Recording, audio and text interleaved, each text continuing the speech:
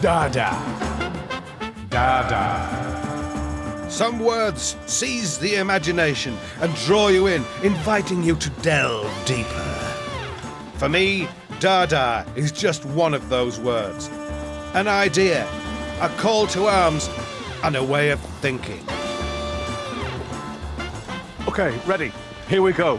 We're going to embark on a journey. I'm going to take you, dear viewer, to a place where no television programme has ever been before. But no, what I am going to do is try and persuade you that Dada is much, much more than an obscure art movement with a funny name. Oh, yes.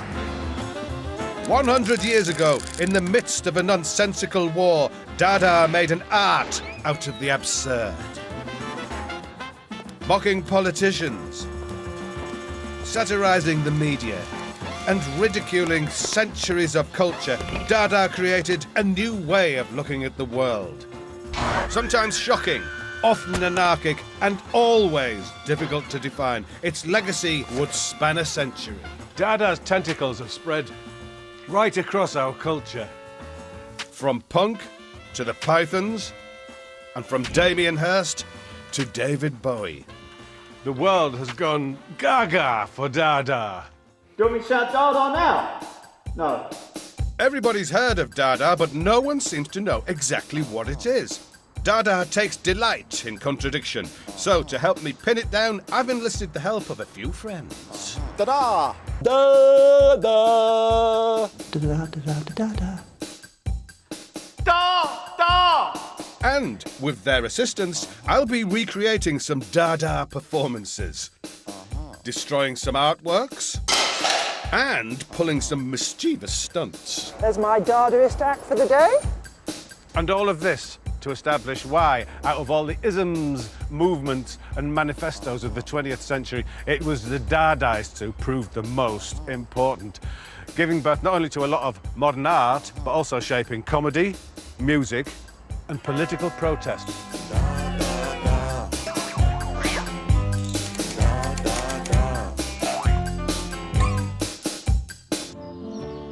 I first came across Dada at art school in the early 80s. It was funnier and more anarchic than anything else I'd discovered, and it didn't always have to make sense. I soon embarked on nonsensical performances of my own.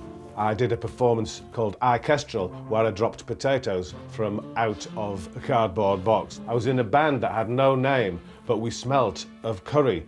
It emerged from flasks at the side of the stage. Some people have called some of my performances Dadaesque, and they've certainly always flown in the face of logic, leading me to think. Have I been subconsciously influenced? Maybe.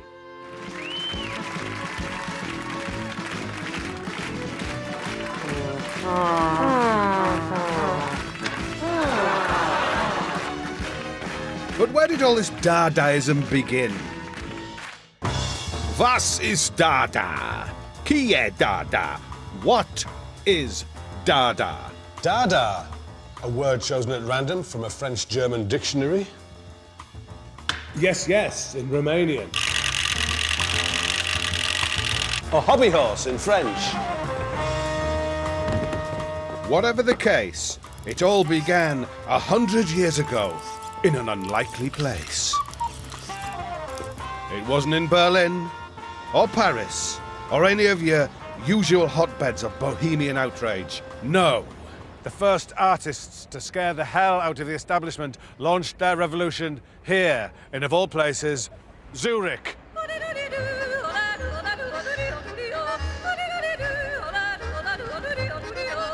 When you think of Zurich, the last thing you think about is a radical anarchic art movement. What you might think about is cheese, clocks, or Swiss Army knives, but a radical art movement, no. But it was exactly that, there's nothing to see here reputation, that staying in neutral whilst the neighbours were all fighting to the death, that made Zurich the breeding ground for Dada.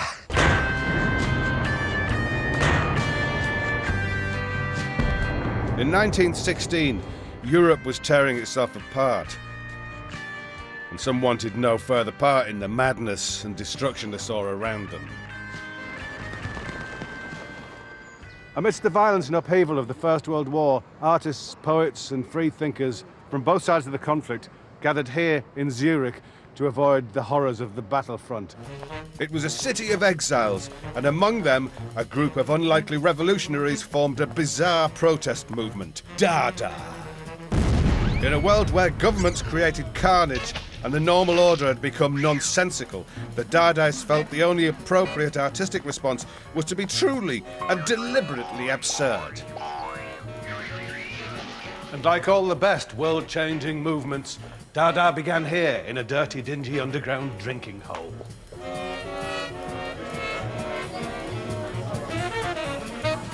With nothing more than the humble dream of selling extra sausages and beer, the proprietor of this place sanctioned a cabaret. Little did he know what he was letting himself in for. The Cabaret Voltaire, still here 100 years on, kick-started a movement that would wreak havoc across Europe and beyond. So welcome, Jim, to Cabaret Voltaire, the Thank you, birthplace Adrian. of Dada. Cheers. So how did the Cabaret Voltaire start here then? Hugo Ball, who was a writer and a director in a theater in Munich, and Emmy Hennings, who was a singer in cafes and bars. They came here in 1915 and they were hired in a cabaret just down the street. And after a while they thought we should have our own cabaret. They sent out an invitation to artists. Was there any kind of direction, or it was just do whatever you want to do? Today one would say it was an open stage. A free-for-all. Yeah, free for all. So the Dadaists mobilized themselves for war, but theirs was a battle against reason itself. Hugo Ball appeared in a bizarre bishop's outfit. Romanian poet Tristan Zara cast a Maori tribal spell. Swiss artist Sophie Tauber improvised a dance wearing a cardboard mask. And a dozen balalaika players turned up. The German poet Richard Hulsenbeck snapped a riding whip, shouting, "Pig's bladder, kettle drum, cinnabar, crew, crew, crew," and was joined by Tristan Zara and Marcel Janko to perform in German, English and French all at the same time. Sounds like a great show. Although a bit of a shock for the locals. What sort of people did they attract in here then? It's people who come to drink beer and eat sausages. And absinthe. And absinthe, yeah. Yeah. And they didn't come to see somebody talking about art or reciting poems. Yeah. Basically, they had to be better than the absinthe or better than beer and sausages. This really reminds me of where I started off. I started off in a pub in southeast London, Yeah. which was about the same size as this, the same layout, and it was the same kind of thing. I used to get people out of the audience and say, "Do you want to do something?" And it'd be a different show every week, and it was just like strangely so similar. So did you have some absinthe at that time, maybe? We didn't have And absinthe, that's why no, it we just happened? had lager. Lager. For Hugo Ball, language had been hijacked by the warmongers who twisted words to justify their violent acts. So out went words, and in came some unusual poetry. A lot of these words, they're made up, aren't they? Bloiko. I could say that in my accent. Bloiko. Bloiko. That's nice, yeah. Ogrogu. What is the umflaut? It's an umflaut. Ogrogu. What's this? Beulah men. I think you can probably get that in a face cream. Some of those words may feel a bit familiar. Well, look, the audience is in, and we're ruining it for them really by still being here, so we should make a dramatic entrance. Yes. Very soon. Tonight I'm going to be restaging one of the founding moments in the history of Dada, here at its birthplace. For Hugo Ball's most iconic performance, he wore his most outlandish outfit. So we'll try and fit Jim into Hugo's costume. Pull it off. You misjudged my bulk. There's a few serious faces in the audience. God knows what they're going to make of my transformation into Hugo Ball. How's that? The words don't make any sense. I know. There's only one word. Don't try and understand. know what we're gonna do. Go with the flow. Right, start because my specs are falling off my nose with the sweat. Thanks.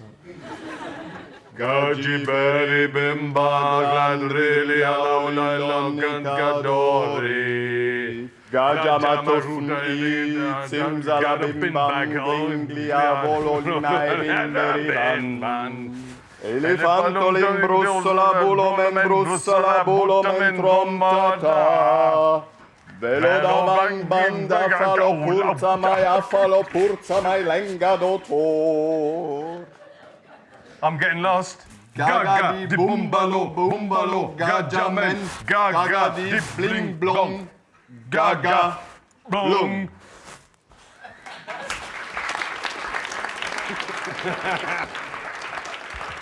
I'm collapsing. Take this one. Thank you. And there we are. What was that?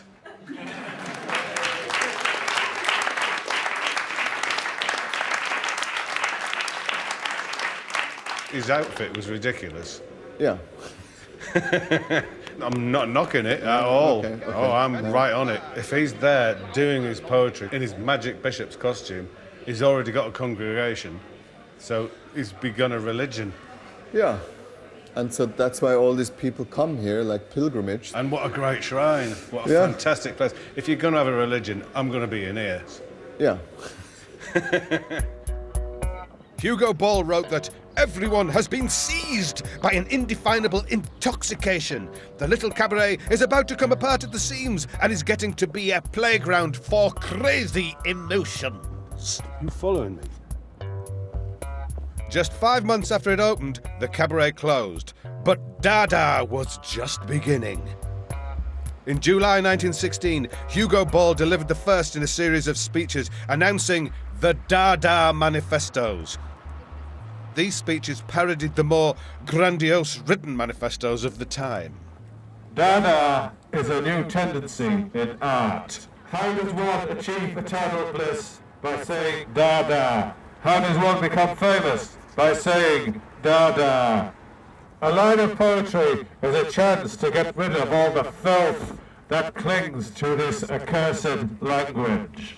As if put there by a stockbroker's hands. Hands worn smooth by coins. Dada is the heart of words.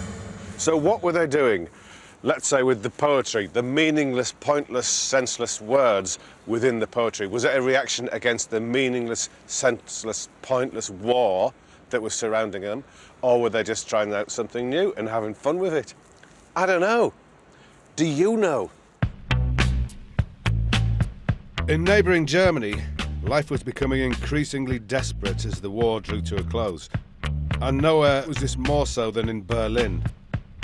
This devastated city would provide the setting for Dada's new incarnation as the German poet Richard Hulsenbeck returned home from Zurich. Richard Hulsenbeck wound up the crowd, claiming the Zurich Dadaists were pro-war. And Dadaism is still pro-war today. Things are still not cruel enough. In Berlin, Club Dada would unleash a fiercely political rage. The first international Dada fair shook Berlin with its shocking satire of the German establishment. And it didn't just tease the establishment, it mercilessly mocked the powers that be. John Hartfield hung a dummy from the ceiling dressed in German military uniform and with a pig's snout for a face. And Otto Dix showed veterans disabled by war injuries. These artists took genuine risks and many were arrested for their actions. But in the male-dominated world of Berlin Dada, Hulsenbeck, Hartfield and Dix met their match in Hannah Hock. More than holding her own at the art fair, Hock satirised the entire German establishment with her masterpiece, Cut with the Kitchen Knife, pioneering a radically subversive new art form, photomontage. Dada's groundbreaking visual techniques would have a huge impact on Neville Brody, one of the pioneers of modern graphic design. His interest in Dada has seeped into his cutting-edge art direction for the Face magazine and his iconic post-punk sleeve designs for bands like, you guessed it, Cabaret Voltaire. Neville, here we've got an early bit of photo montage by Hannah Hock. That's the Kaiser, isn't it? So this is his moustache. Well, this is what I like about it, yeah. Oh, it's two wrestlers. Well, you got little Hannah Hock down here, this tiny head as a kind of signature. And then these are the countries where women had the right to vote at the time. This is the first real kind of powerful use of photomontage as a real tool of subversion. Why was it? Was it because you'd got photos in newspapers? The free access of like printed photographs meant that someone like Hannah Hock could come in, cut it out, combine it all and create a completely new narrative. So this is a whole new way of looking. It's like a big political cartoon as well, isn't it? Yeah. This was shocking to the bourgeoisie. It was deliberately non-aesthetic. It's not pretty. And this is something that we've seen a lot since. You know, punk, Jamie Reed, the Sex Pistols covers. I wanna destroy possible Punk hijacked Dada's use of photomontage as a weapon of subversion. From Jamie Reed's Sex Pistol covers to Linda Sterling's feminist artworks and sleeve designs for bands like the Buzzcocks. But punk is only the most obvious child of Dada. Club Dada's striking visuals extended to magazines and journals. I've brought along a copy of the first Dada publication, and I've got a feeling this is going to be right up Neville's street. What is this? This is coming directly out of the photomontage approach, but now it's typo montage. Yeah, so we're using everything. This is really stunning. It's an amazing piece of free-form typography. This really was ahead of its time. Just looks incredibly modern. There was a lot of punk stuff that was done that looked like this. A lot of art in the 60s and 70s had this feel, and 50s. And it's had a big influence on my work directly. The idea of going off-grid, nothing lines up, it's all at an angle. Yet it has so much energy. It is completely haphazard. Yeah. I actually remember I did a whole record cover where all the type was at angles. Yeah. And the printer helped me by straightening them all up again. And said, I fixed it for you now, young man. This is beautiful though, isn't it? It's gorgeous. Just an extraordinary piece. Makes me want to give up. It's all been done, really, hasn't it?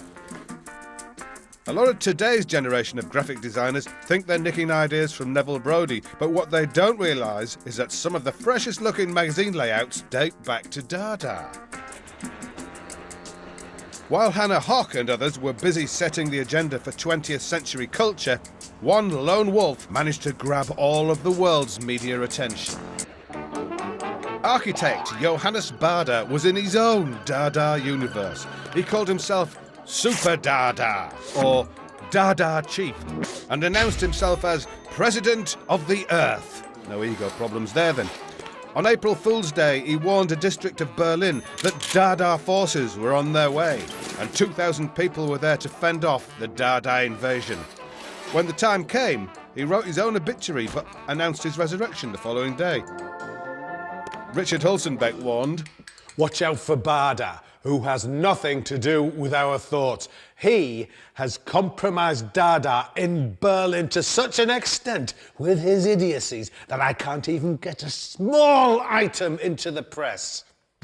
According to one of the Dada gang, Dada was a dancing epidemic with simultaneous beginnings in different parts of the world.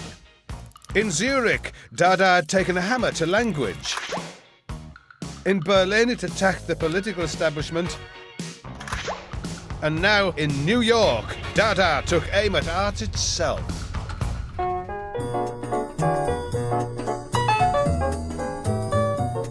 Marcel Duchamp, the king of conceptual art, forced the grand old guardians of the art world to ask themselves a question they hadn't had to think about before. If you put a toilet in an art gallery, does that make it art? And should I start stroking my beard yet? Duchamp caused scandal by presenting a urinal signed Armot to the board of the Society for Independent Artists. It was rejected, and the story went in Dada journals like The Blind Man. It was just one in a series of ready-mades. Everyday objects exhibited as art. A closed window. A snow shovel. A bottle rack. And a bicycle wheel. And Duchamp provoked the rage of the art establishment still further by defacing an old master. A copy, at least. He called the work Elle a chaud au cul, which in French sounds just like she's got a hot ass. For the Dadaists, this series of provocations was enough for Duchamp to gain entry into their club, whether he liked it or not. Artist Cornelia Parker has made art out of everyday objects herself, but not without flattening them first with a steamroller. She's my kind of artist. And for Cornelia, Duchamp, the reluctant Dadaist, has been a lifelong inspiration. Was Marcel Duchamp a Dadaist? He was a Dadaist by default, I think. The toilet, Armand's toilet, that's the thing that everyone knows. Yeah, I suppose he introduced the idea of anything you could just go and buy in the shop becoming an art object. And he did, and he caused a big stink.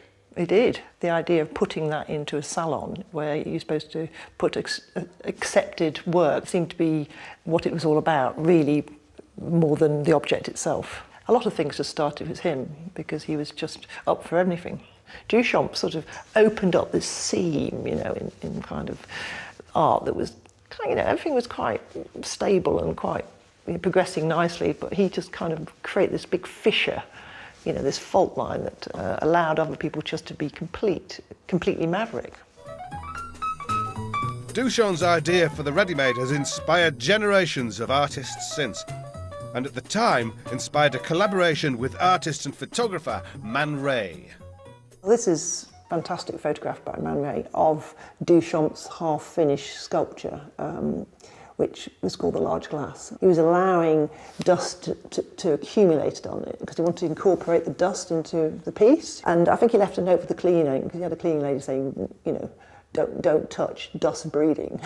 Did Man Ray come round to his house?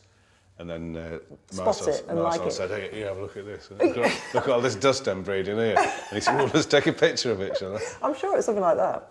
I bet it is, I think some of the best art is serendipitous. I quite like the idea of, you know, negligence becoming art.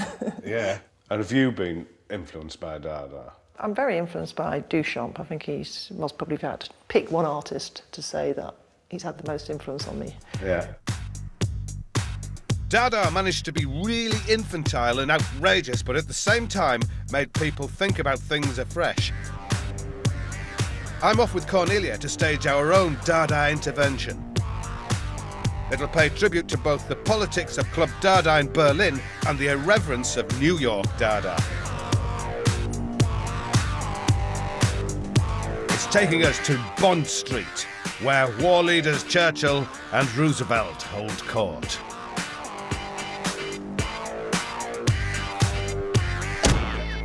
Theo gets arrested first. Do you think I'll get arrested, more likely to get arrested with balaclavas? I think you'll get more arrested than me. Here's the boys. Right, so, you ready? Yeah. Yeah.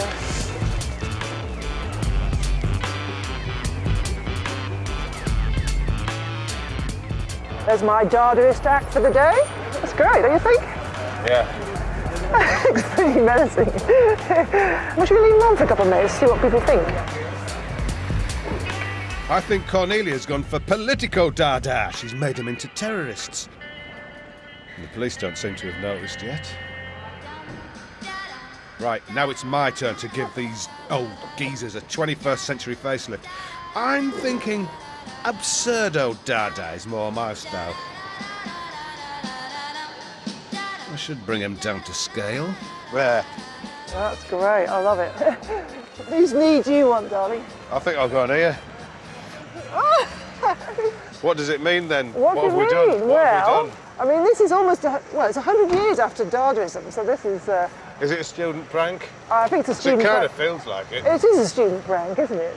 I liked your balaclavas, I think, best. Did you? Yeah, it was more of a striking effect. It's slightly more edgy. People will enjoy this one more, I think. Mine was most probably a bit more like, you know, like Pussy Riot or something. Do you think so? Yes. Oh, here come the coppers. What should we do? Just leave it there? No, we could. Just walk off and leave it.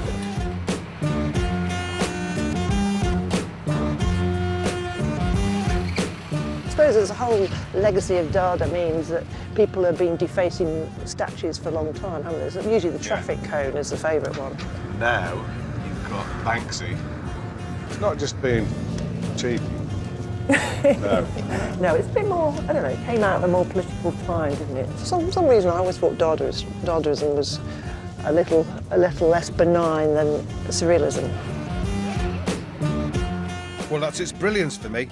Dada can be the provocative, dangerous art form Cornelia is drawn to, but it's also the original inspiration for mindless student pranks.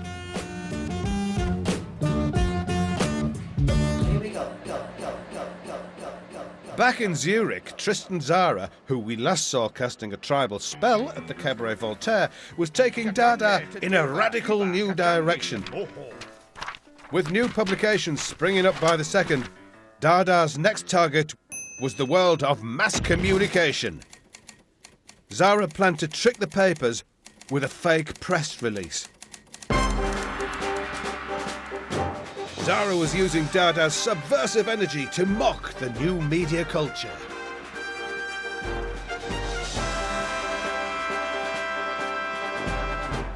There was a pistol duel yesterday on the Rehhalp near Zurich between Tristan Tzara, familiar founder of Dada, and Dada painter Hans Arp. 4 rounds were fired, and in the 4th exchange, Arp was slightly grazed on his left thigh. Armando Iannucci, how do you respond to this? Well, this is literally news to me. Yeah, I'm going to put the hands down. I'm going to stop doing this. This was an article. This was written by the Dadaists and sent out to various publications, newspapers, and was printed. It was all made up. It was fake. And that is something that is very contemporary, because nowadays, you know, there's so much, you know, 24-hour media and newspapers that have websites that need filling. So if you sent them a press release now, it will appear as a story, even though it's word for word quoting the press release that you've sent out. I mean, what Dada is saying is that something that sounds very serious and true might not be serious and might not be true. I remember about 20 years ago, we did a show called On the Hour, and which was like a false news program. But we actually we made a report about an abattoir where the cows were actually rising from the dead. I remember it. And it nearly got on the Today programme. We submitted it as from a Bristol reporter for BBC Bristol, and it was all lined up, and John Humphreys had written his introduction and everything, and we came seconds away from it being played live. Armando Iannucci has made an art out of Dadaist manipulation with shows like The Day Today. News. London Transport say they may have to close the underground system due to an infestation of horses. A report described the conditions in the equine plague as like an abattoir in a power cut. To inspire other would-be Dadaists, Tristan Tzara published a set of instructions on how to tear up newspaper articles and reassemble them. Take a newspaper, take some scissors. Choose from this paper an article. Next, carefully cut out each of the words that make up this article and put them all together in a bag. Shake gently. Next, take out each cutting one after the other. Copy conscientiously in the order in which they left the bag. Okay. Right, so tip it out. Right. So this is the way they've fallen out. We're updating squeaky-voiced felt. Hang on. The Cumberbatch appeared correct were cardboard catchphrases. Occasionally, sometimes correct, it says. Which kind of sums up random words. Yeah. I think what they were beginning to explore was that idea that, you know, we take so much of what we're being told for granted. We're seeing it as the voice of authority and infallible. And they're saying it's not really. It's just words. Thank you. Thank you. We've been recording the music video, and it goes like this. I'm hardcore, and I know the score, and I am disgusted by the poor, and my chums matter more because we are the law, and I've made sure we're ready for class war. Cut up today is such a prevalent form. Deconstructing what you think of as true and telling you it's just, you know, it's just an assembly of information which you could put out in another combination. You know, any source of any information can be cut and connected. But this is a random compilation. Yeah.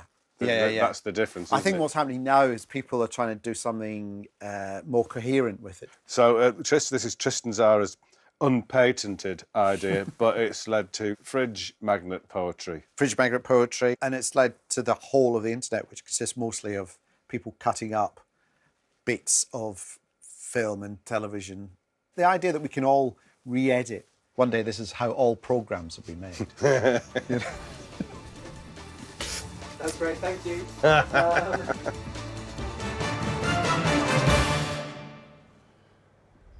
Dada poets and artists jumped on the creative opportunities provided by cut-up, using the process for more than just satire. Sometimes a painting doesn't go the way you want it to go. Damn you, fine artwork! And this happened to artist Jean Arp, who's so frustrated he ripped up the painting and let the pieces land on the floor. And where they landed, he decided that this was exactly what he wanted in the first place. It's not bad, actually. It's pretty good. And Arp's wasn't too bad either. Yes. Hello. Thank you. Yes. This Dadaist principle of tearing everything up re-emerged in 60s counterculture. And nowhere more so than with William Burroughs, who made an art out of chance happenings with his fragmented poetry, tape cut-ups, and even randomly reassembled films. Burroughs' artistic experiments would trigger a new wave of cut-up, passing on his Dadaist technique to musicians from Paul McCartney to David Bowie. What I've used it for more than anything else is igniting anything that might be in my imagination. I tried doing it with diaries and things, and I was finding out amazing things about me and what I'd done and where I was going. And a lot of the things that I'd done, it seemed that it would predict things about the future or tell me a lot about the past. Anyway, let's see what happens.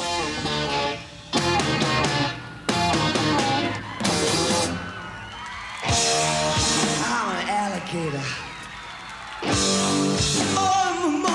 From our pop stars to our countercultural heroes, they're all a little bit under the influence of Dada. In 1919, the Dada epidemic hit Cologne.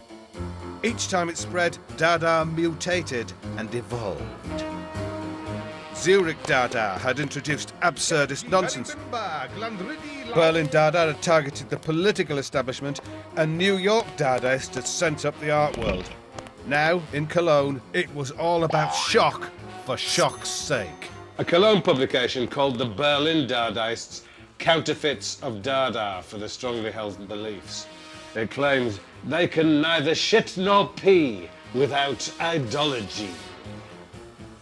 What Cologne Dada lacked in politics, it made up for in anarchy.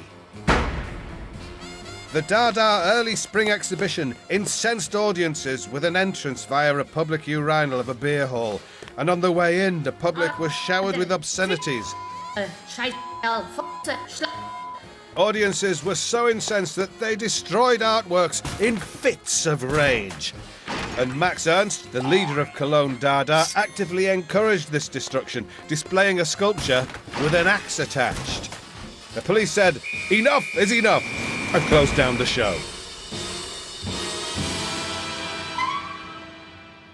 To find out what all this anarchy and destruction was about, I'm going to meet Michael Landy, one of the mischievous young British artists who introduced Dada's shock tactics to a new generation in the 90s.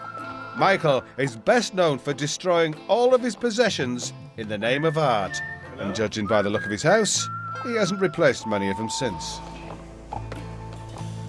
In Cologne, Max Ernst had a wooden sculpture with an axe attached to it so that they could destroy it. What do you know about that? Destruction in art is kind of like a long history, really. And I think Dada was like, it brought like destruction as a, it's not, you know, it's not necessarily nihilistic, it can be also be creative. Yeah. Picasso talks about having like, every time he makes a painting, in a sense, it's a kind of mini destruction. You know, you've got to take things apart to to like recreate in a sense. You've got to take like the previous generation apart in a sense. You've got to almost like dismiss what they do and kind of recreate yourself with a whole new set of values. Because you did your destruction. Yeah, I destroyed all my worldly belongings, yeah. Absolutely everything? At the time, yeah, at the age of 37. And how did you destroy it? We didn't get an axe to it or anything like that. It was actually quite a methodical way of doing it. So did you destroy your artwork as well? Yeah, I destroyed my artwork, I destroyed my friend's artwork. So would you say that was a Dadaist thing to do? Yeah, in some respects, yeah, I would say it was a pretty absurd thing to do. Yeah, and it did get up people's nose because obviously people work their whole lives to acquire things, don't they? Yeah. And there I was, destroying them all. Michael Landy and his mates shocked the art world in the 90s with the notorious Sensation exhibition. There was Damien Hirst with his shark, Tracy Emin with her unmade bed, and Marcus Harvey with his portrait of serial killer Myra Hindley made with child handprints. But while Cologne Dada had its show shut down by the police, the YBAs just provoked a few headlines in the tabloids. You were involved in the Sensation show, weren't you? Oh, hands up, I was, yeah. I mean, Sensation is like a collection of Charles Saatchi's. I mean, Dada is like, you know, they're a group of artists who create manifestos. You know, they have like shared ideologies. I think the only similarity would be the media. Dada was being more provocative than I am, and their audience is very conservative. I mean, what people think of art is like a nice landscape painting or a nice cherub in bronze. They don't think that, you know, a mannequin with a light bulb on its head is art. Yeah. So they're trying to shock people, aren't they? Yeah, they That's are. why they're trying to get up their noses and make them angry. Yeah. So, any final thoughts on Dada? Well, I'd just like to thank Dada, really, for paving the way for people like me to come along. Yeah. Thank you, Dada. Thank you, Dada. I've brought a piece of artwork along with me for you. You know the history of me and artwork. We don't, Yeah, I know, yeah. It's one of my prized possessions. But well, now you're making me feel bad. No, You can it's take all right. it home. No. I want you to do what you've got to do with it. I could What's make you this? do it. Yeah. I feel much better, but you can follow my instructions. Have you got any ideas? Maybe show it to me first. So I'll go and get the plate. Okay. And then we'll talk about how to destroy How are we it. going to get rid of it? Yeah, here it is. Aw. It's a wedding plate for Bill and Kath. William and, you know, the royals. So the classic way, I suppose, of destroying it is the Grecian way, isn't it? I like the idea of poking it off something. Okay, we could poke it off my head, top of my head. We could balance it on top of my head. Yeah. And you could And push poke it it. off. Well, you know where your broom. I've got You a go flat get head. a I'll broom. go and get the broom.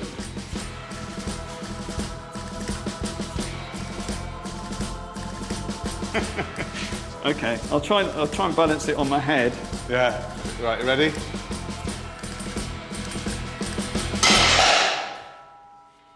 Did that break? Yeah. There. Well, that looks nice now. I like Yeah, that. that looks nice. Yeah, I like that as well. I could sellotape that back Are together. you going to again. sweep that up and put it in a vitrine? In the latrine? In a vitrine, yeah. A vitrine? Not latrine, no. That's douchon. Put a cloche over it.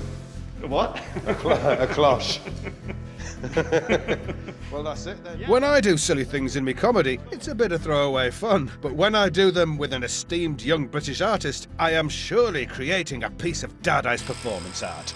You find me several tenths of my way through this journey and exploration into what is Dada. I've spoken to several people, all of which seem to have varying ideas about Dada. Was it political, anarchic, was it comedy? What was it? It was probably all of those things and more. But what I can say is, since the beginning, I thought I had quite a good idea about what Dada is. I think I'm probably more confused now, so I shall continue my journey and find out what exactly is Dada.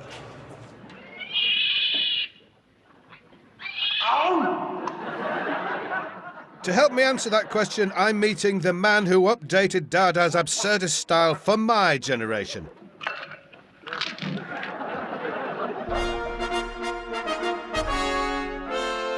Now, where is he?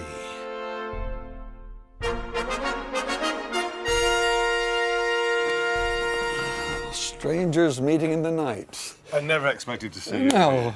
What are you Take a doing seat. here? I don't know. What are you doing here? I don't know. A car brought me. I know nothing. Let's find out. Well, Terry, what does Dada mean to you, if anything? I've never seriously thought about what it means to me. It just is. It seems Do you know to what me. it is? Yeah, I do. I think what was interesting was the fact that it was anti-war. It was a reaction to the war, the First World War, reaction to bourgeois society and these very boring tastes. I think the anger is what's interesting about it, how they were angry about the world nightmare that they were living in, and yet you deal with it in different ways. And it's the humor side that we always went for. Is that what it was? Was there a war going on, so we're going to have fun and lighten the situation? Or you go absurd. You go totally absurdist. If we're in an absurd situation, a complete nightmare out there, well, let's create nightmares and throw it back at society and see if you can shake it up.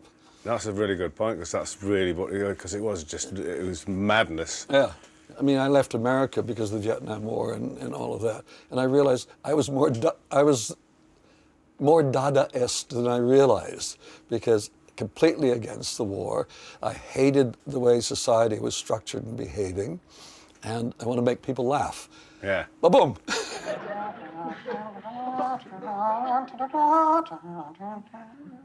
Benedictus benedicat, per Iesum Christum Dominum nostrum. Benedictus dicat, per Iesum Christum Dominum nostrum. What interests me is how many artists that I've always been either copying, admiring, or being influenced by were the Dadaists. Yeah. And George Melly wrote a review of Python, and he referred to me as a product of Max Ernst. Wow, I better... So you get into... so you weren't aware before? I was only aware of his paintings. I wasn't aware of his collages.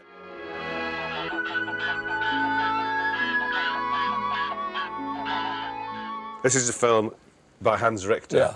who was a Dadaist. Look at this. It's called Ghosts Before Breakfast.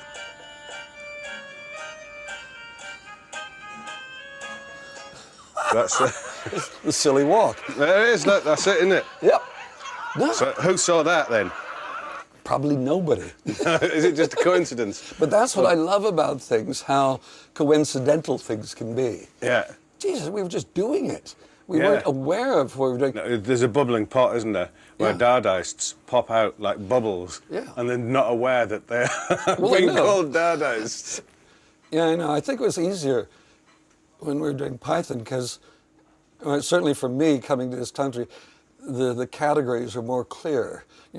The bankers, city guys were businessmen in pinstripe suits, bowler hats. Working class looked like working class. The middle class was the middle class.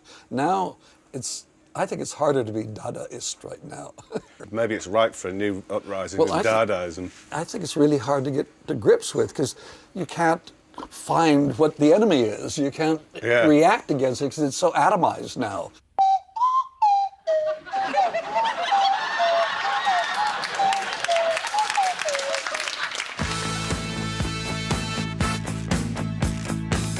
In the early 20s, with the war over, the global outposts of Dada converged in Paris.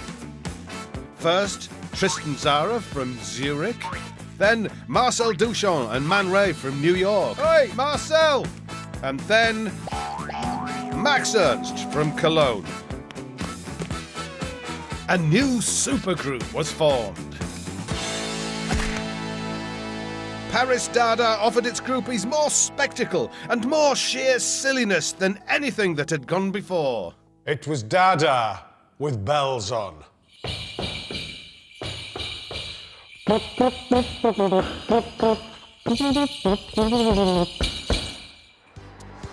By way of self-promotion, the Dadaists plastered stickers across the city.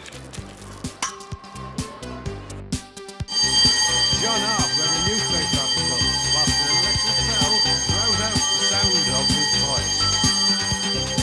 Don't yet, the latest online sale from the high school giant. Francis Picabia made a drawing on a blackboard and then erased it. at the exhibition. And to announce the opening of a Man Ray exhibition, the space was filled with balloons and the Dadaists popped them as people came in. Paris audiences were so outraged they threw tomatoes and raw meat at them. Now I'm meeting an artist who knows exactly how it feels to be on the receiving end of groceries.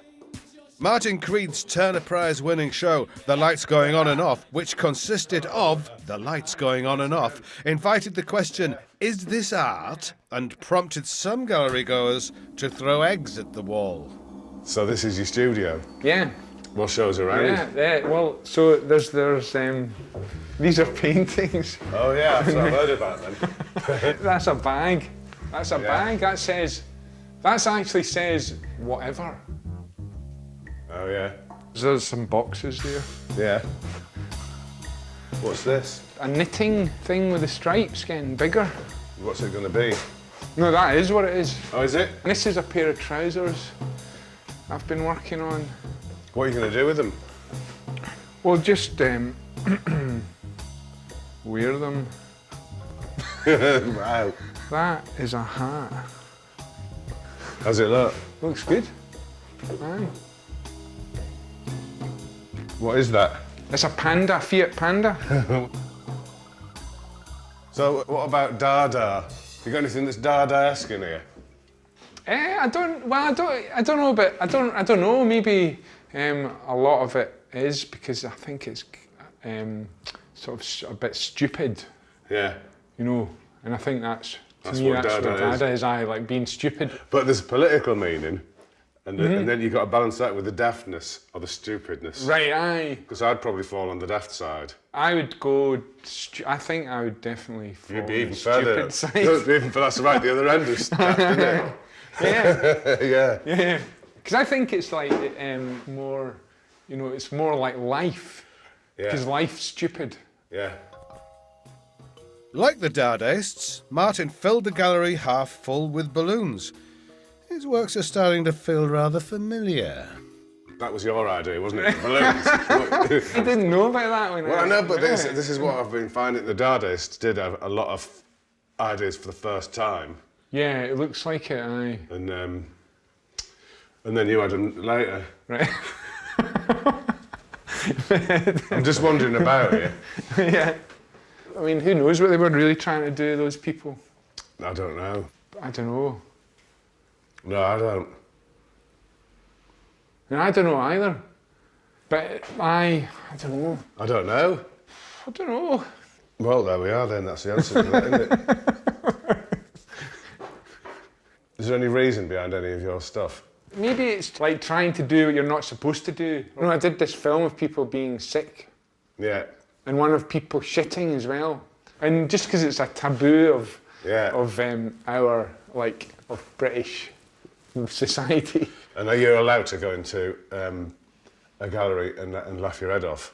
Yeah, well, I would have thought so, aye. Well, that's what I encourage whenever I have my shows. Martin's invited me to join him in his latest nonsensical idea, blind painting. So, I'm going to do a portrait with absolutely no idea what it's going to look like. Oh, it's weird, isn't it?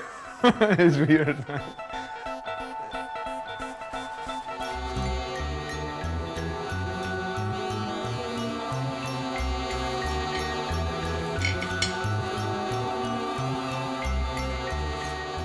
All right, I think I'm done. Yeah, I think I have. All right. So what we're gonna do is just show them. Don't know, aye. Okay. Whoa! Oh yeah. Oh my God. That's dripping. Put them down on here. Aye. Don't want it to drip. Amazing. So has this got anything to do with Dada? I suppose it's a new idea. Maybe because it's like trying to do the way you're not supposed to do it. Because you think that if you're going to do a picture of something, you should. So it's getting rid of all conventions. Look at what you're. I feel like, you know, if you try and control things, it doesn't necessarily make them better. Yeah. You know. This has got no bearing on anything.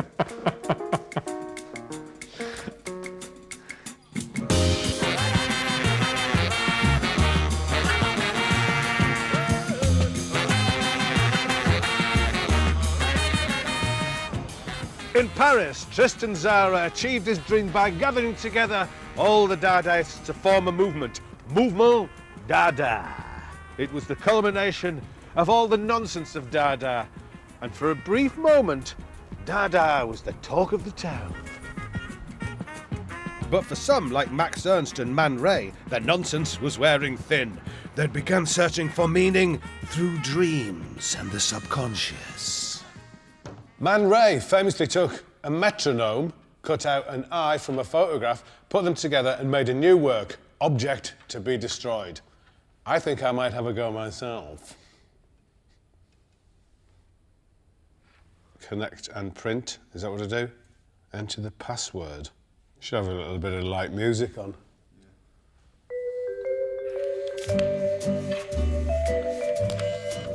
Then he cut out an eye, and then he stuck the eye on the metronome, and there he had a new work, Object to be Destroyed.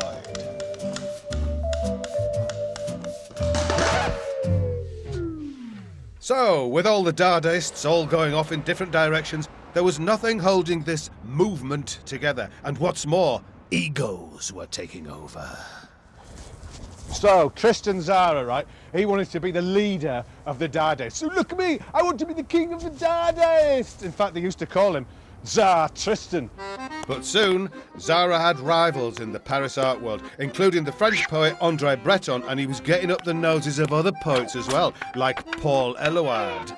Dada was about to reach its bitter end in July 1923 at the Soirée of the Bearded Heart.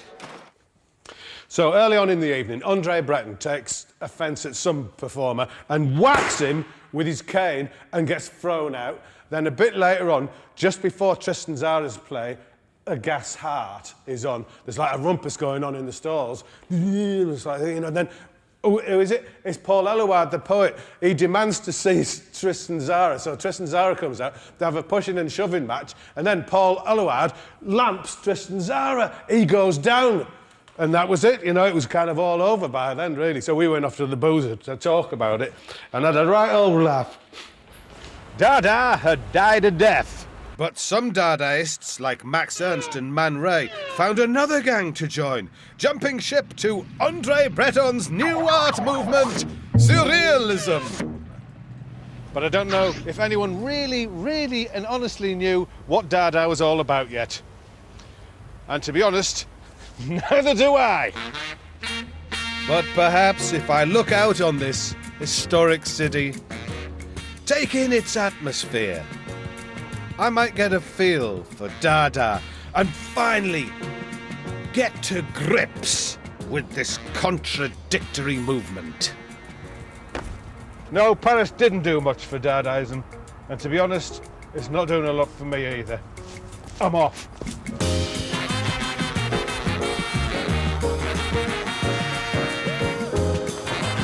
Terry, what is Dada? What is? No, come on, what is Dada? Leave me alone. Leave me alone. What is it? What is Dada? I'm not going to tell him. I'm not going to tell him. What is Dada? Everyone needs a shed to go to when all else has failed. What is Dada? What is Dada? What is Dada? Hey, what do you reckon? Turkey. Tutankhamun. Hello? What? Moon River, wider than a mile. Hello? Hello? Yes, Arthur Smith at your service here. What exactly is Dada? Dada is a virgin microbe that fills up all the space that reason cannot with its convention. Good, I'm glad you sorted that out for me then. Yeah, I mean, in a sense, you know, if you start trying to analyse it, then you'll end up disappearing up your own bottom, and it recognises that. So, some people reckon it's political, some people think it's just stupid, absurdist comedy. Or is it all of it? What is it? You've got to defy convention and logic. in order to amaze and stimulate people, I suppose. Dada gave a licence for people to be stupid, and in some sense it is the founder of modern comedy, and you've definitely acted on your licence to be stupid, Jim and Vic and all your mates, so well done. Thanks. Well, I'm stuck here alone in my bar and you're stuck there alone in your bar, and yet we're together, Jim. That's a kind of Dadaism all by itself. That's beautiful. Right. Where do I go from here?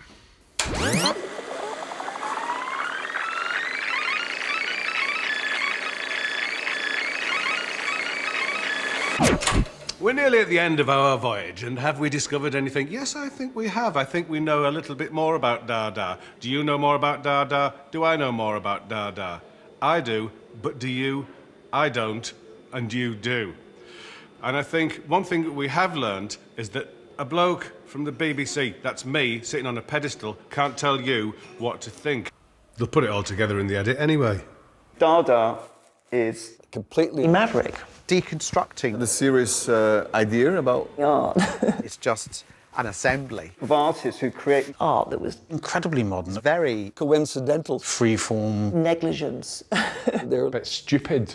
And want to make people laugh. The spirit of Dada was about a whole new set of extraordinary ideologies. They were angry about convention and people being sick. It's like a big political shake it up. I would say it was pretty absurd. It just is. More like life. Nonsensical anyway. More provocative than beer and sausages. I'm sure it's something like that.